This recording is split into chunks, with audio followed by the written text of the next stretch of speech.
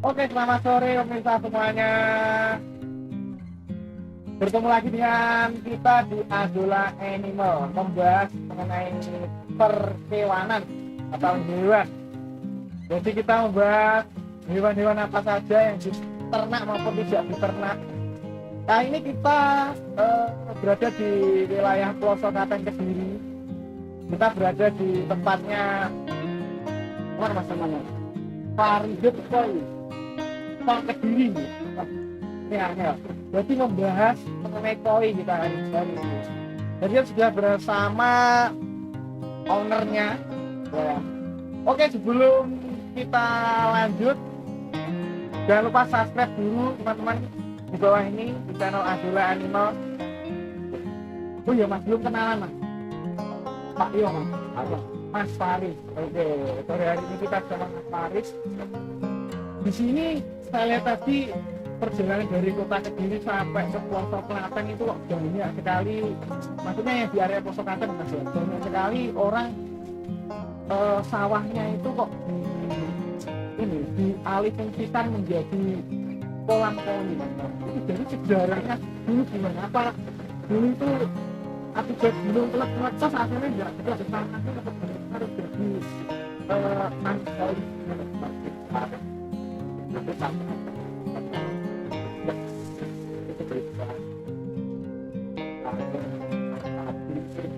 tidak bisa banyak sumber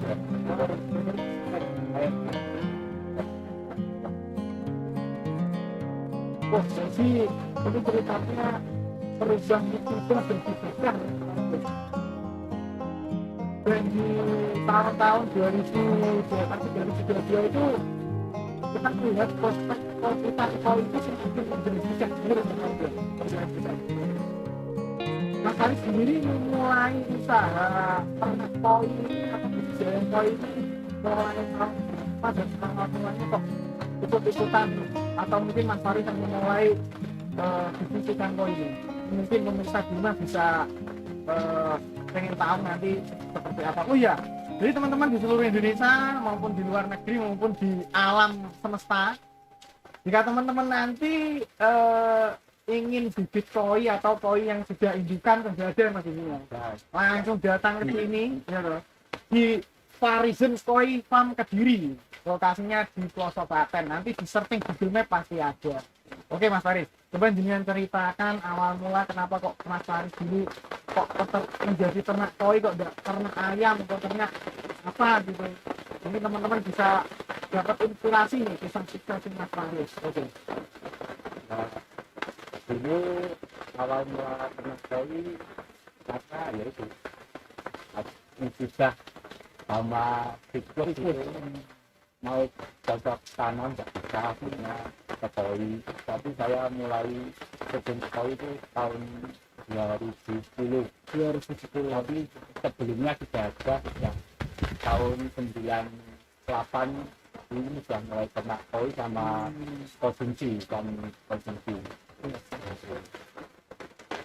Luar biasa. Berarti pembahasan kita yang awal tadi guys, jadi merubah musibah menjadi berkah.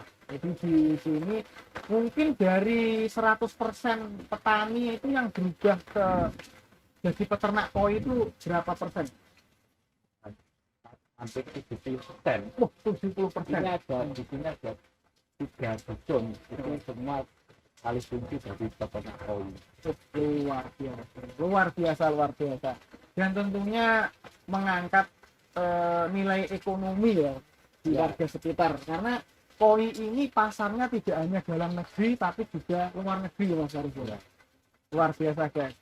Jadi koi-koi di sini itu menurut informasi yang kita dapat tadi, ini tidak hanya dikirim ke dalam negeri tapi ke luar negeri juga.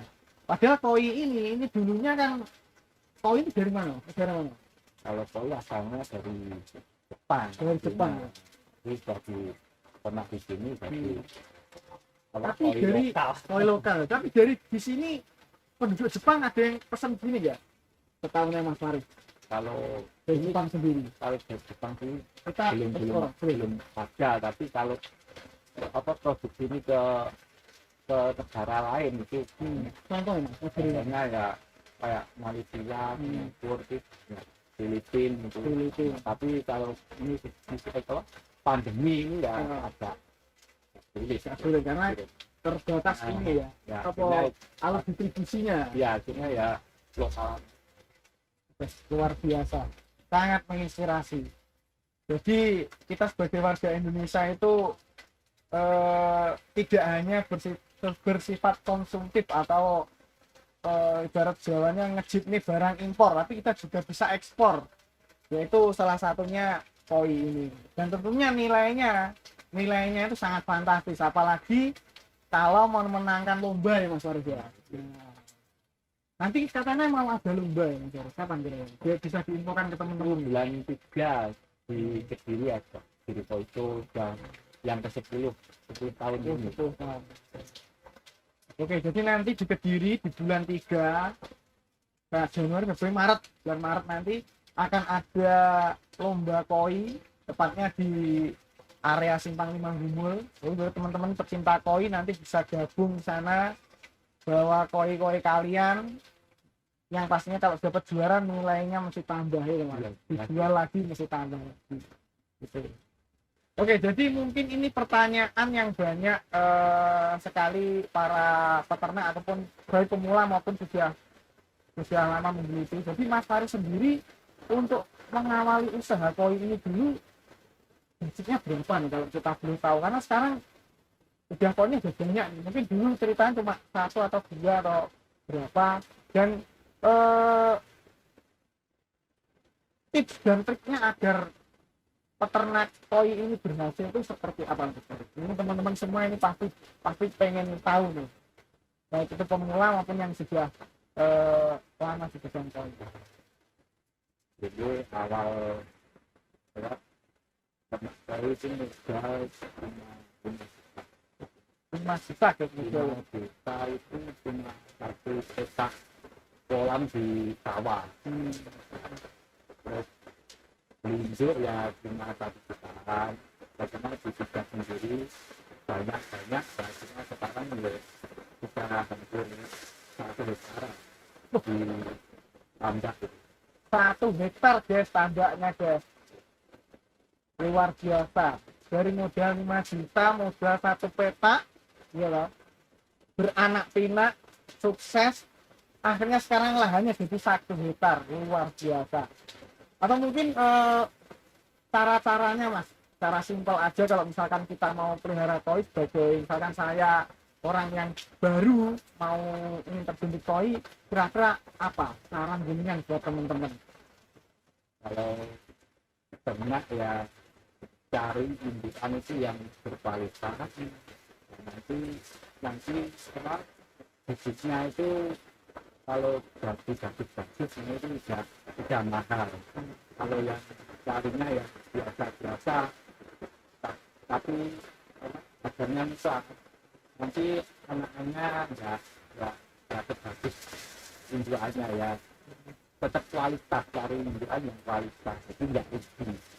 Kan itu mulai muda sampai menetap jadi panen kan 6 bulanan. Nah, minggu waktu itu kalau indukannya nggak bagus, anak-anaknya gajinya juga nggak bagus, nanti rugi pasti.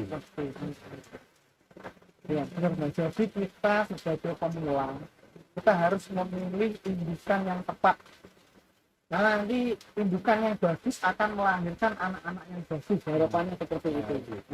Nah, terus kriteria indukan yang bagus itu seperti apa Mas Faris? Yang disukai lokal maupun mancanegara itu yang jenis koi apa? Dari yang itu yang jenis Dosante ya, itu Dosante sama Jawa. Ini kalau cari kan ya yang porsinya besar, warnanya sedikit, itu sedikit ya. Siap. Jadi itu guys tips dan triknya jika kalian memulai bisnis koi. Syarat yang wajib harus cari indukan yang bagus. Ya, jadi indukannya yang bagus, jangan asal-asal beli di pasar yang harga 3.000 mengharapkan nanti yang bagus tidak bisa ya Mas ya. Betul, betul. Kan banyak Mas Farid di pasar-pasar itu jual toy 2.000, Itu kan 3.000. propioan. Oh, propioan istilahnya. Buat indukan kan nggak bisa. Iya, propioan. Nah, ini kan kalau kita lihat di sini Mas Faris, ini kan ikannya sudah besar-besar, sudah bagus-bagus ya, sudah istilahnya layak untuk dijual. Nah, untuk kondisi ikan-ikan yang masih baru anakan, mungkin lepas dari indukannya itu mulai umur berapa? Dan makanannya itu dari baru dipijah sampai menjelang dewasa itu apa yang bagus nih untuk makanannya? Kalau indukan itu mulai bertelur itu 1 tahun lebih. Bertelur nanti dipisah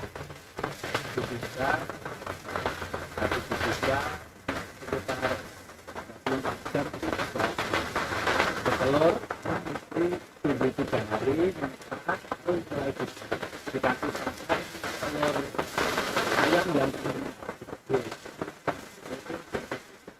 Jadi dipel itu air itu dikasih apa den kita mulai kita begitu dari 1 minggu ditebar di kolam sampah 3 bulan itu diseleksi bisa langsung dijual juga. Berarti mulai usia 3 bulan sudah bisa dijual ya, menghasilkan fulus bro. Pesen. Oh langsung pesen bro, berarti para tengklak ini datang ke sini ya langsung. Biasanya petani langsung baik petani yang apa induknya terbatas itu pesan benih di sini itu aja. Di kadang minggu bisa 1 bulan dipanen dibesar lagi ke di petani. Siap. Jadi itu ya.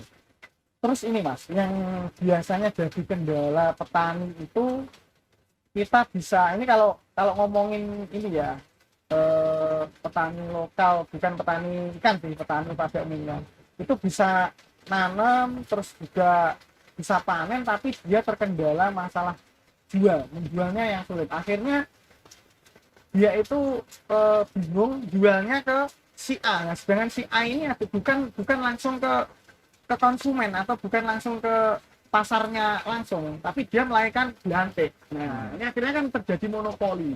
Nah, itu nanti kira-kira untuk jalur distribusi ikan koi ini agar pemasarannya bagus itu tips dan triknya bagaimana? Apakah melalui media sosial, apakah langsung di komunitas atau gimana Mas Farid, agar teman-teman semua itu bisa mengetahui kalau kita waktunya jual nanti biar tidak salah orang, langsung ke konsumen yang tepat. Itu kalau sistem penjualan itu kalau koi itu banyak sekali.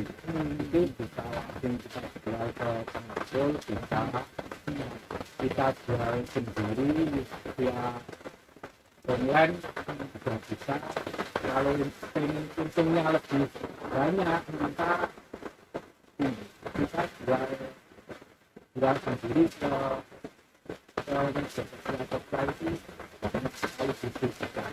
Itu kalau pengen cepat kita bisa kasih duit ya dijual ke penjual itu banyak lagi tetapi mereka yang cepat itu tidak susah lalu.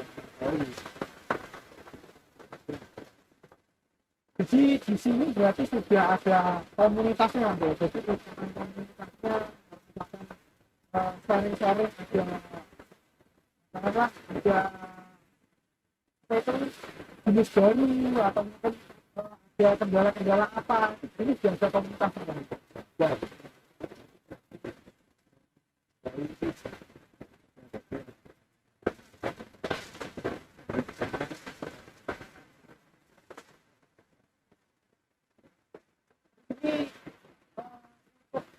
Dia komunikasi perumahan itu komunikasi ini penggunaan misalnya yang